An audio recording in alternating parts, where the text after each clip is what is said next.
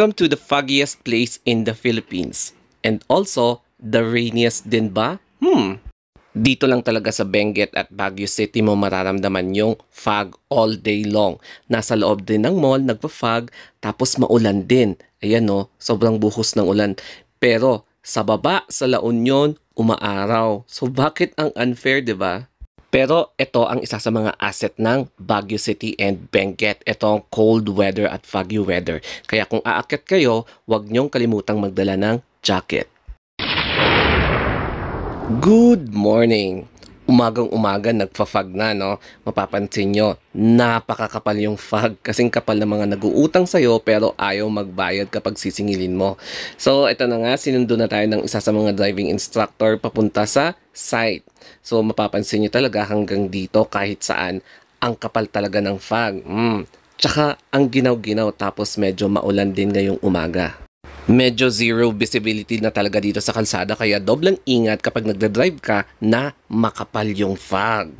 At sa wakas nakarating na kami dito sa driving school. Ito yung on-site kung saan magpa-practical driving lessons kami. Ayan, so makikita yung mga cones, tapos yung fog.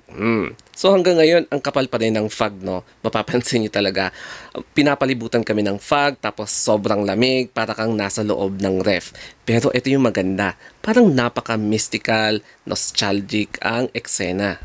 Hindi na kami pinag-drive sa may highway kasi nga maulan katulad nito. Tapos may nadaanan pa kaming mga slide katulad nito. Oh. Ayan. May mga nag-erode na parts ng kalsada kaya medyo delikado especially sa mga student drivers katulad namin. Nagpahatid nga pala ako dito sa may Pacdal Circle, Baguio City kasi dito ako susunduin ng pamangkin ko and didiretso kami sa SM para kumain, mag-market and then uuwi na after. Dadaan tayo dito sa Leonard Wood Road and buti na lang pang umaga ako kasi ganito na yung panahon kapag hapon. Starting from noon, umuulan na. So ganito na yan hanggang gabi. Mapapansin mo rin na maraming mga structures ang nagsisitayuan dito dahil para ma-accommodate yung mga tourists na pupunta dito sa Baguio City sa mga condominiums or hotel. Nakarating na kami dito sa Session Road Rotonda, Upper Session Road, and pupunta sana kami sa SM kaya lang puno na yung parking, full parking. So nasa kabilang parking kami and ito na nga yung SM. So since lunchtime medyo maraming tao. Lumalakas na rin ang buhos ng ulan tapos may kasama pang hangin at fog. Pero mamaya mapapansin nyo na mas kakapal yung fog kaya hanap na muna tayo ng kakainan. At ang napili namin ay sa Peri Peri kasi ang sarap niya, napakasavory yung chicken nila tapos medyo mura, makaka-discount tayo dito. Pero kapansin-pansin dito yung fog. Ayan o, saan ka pa nakakita ng mall na may fog sa loob? Ito nga pala yung kanilang menu pero yung napili namin is yung family meal menu combo kasi medyo sulit siya at may discount pa. Tapos gustong gusto ko dito yung service nila. Nakaka-impress. It's because approachable yung mga staff, hindi sila suplada and mabilis sila kumilos dito. At dumating na nga itong pagkain, itong chicken, tapos java rice, and then yan yung sauce. Yan. Ang daming sauce ng marble ha. And then may taco. So, nagpapasalamat ako sa mga blessings na natatanggap natin.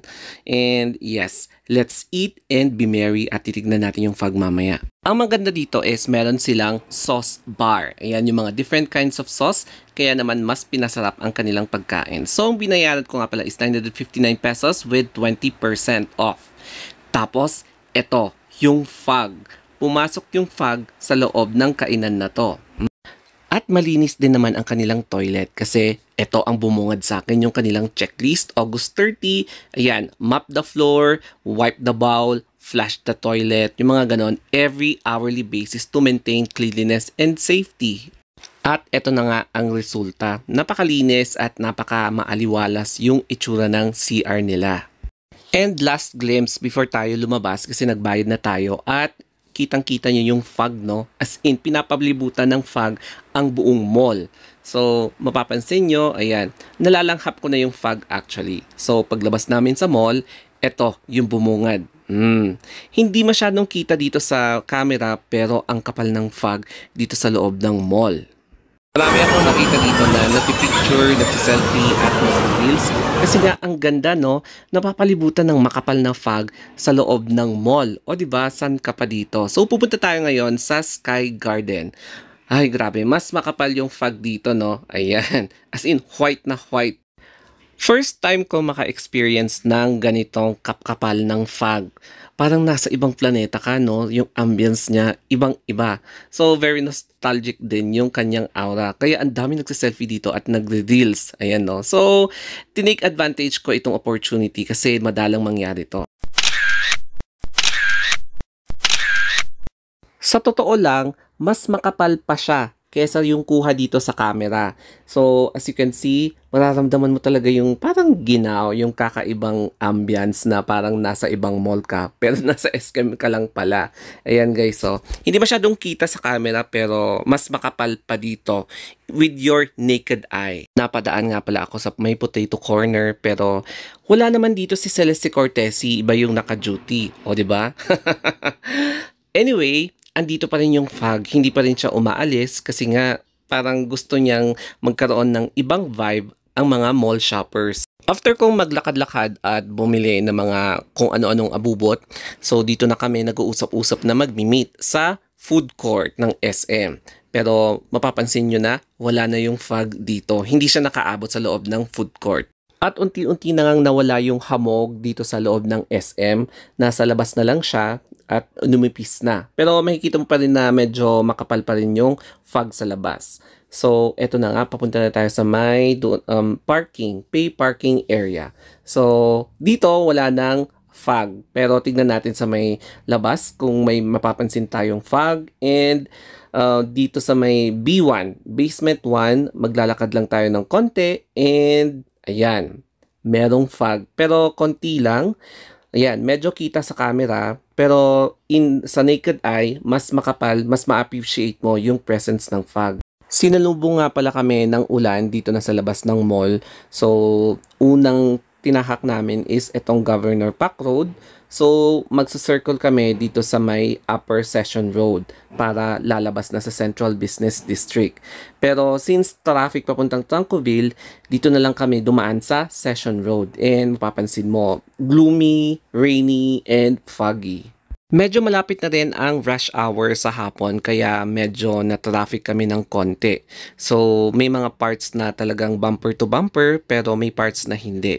And dito na nga pala kami sa Malcolm Square. So ang ganda ng view, no? Gandang tumambay dito. At dadaan na tayo sa first ever flyover dito sa Baguio City while overlooking yung Quirino Hill na merong fog. Ayan. So, yung kabahayang yan, may fog sa taas niyan. So, we are now approaching the municipality of La Trinidad Benguet. Ayan. Ayan yung arc. And we are now officially sa La Trinidad Benguet. So, ang bubungad sa atin is etong Stobosa. Ayan no, yung United Colors of Stobosa sa Kilometer 3 La Trinidad Benguet. And may turista tayong nakita kahit umuulan.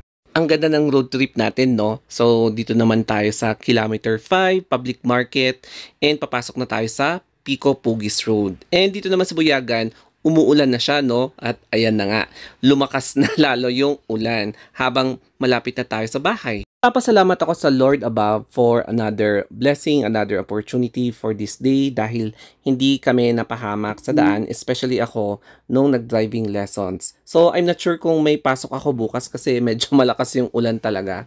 Anyway, magmimerienda muna tayo ng pandesal plus butter and tsaa. Ayan, so magkain muna tayo and yes, nagpapasalamat din ako dahil nakakakain tayo ng 3 beses sa isang araw. Ayan, so we should always thankful kung ano man yung blessings natin for today. And sa ngayon, ayan, nakakabad trip kasi malakas talaga yung ulan, no? Lumakas na siya at wala nang tigil. So anyway, thank you so much and malapit nang gumabi kaya panahon na para mag-rest. And nagpapasalamat ako sa inyo na nanonood. So bagong vlog ulit bukas o kaya mamaya. So goodbye! Mwah mwah!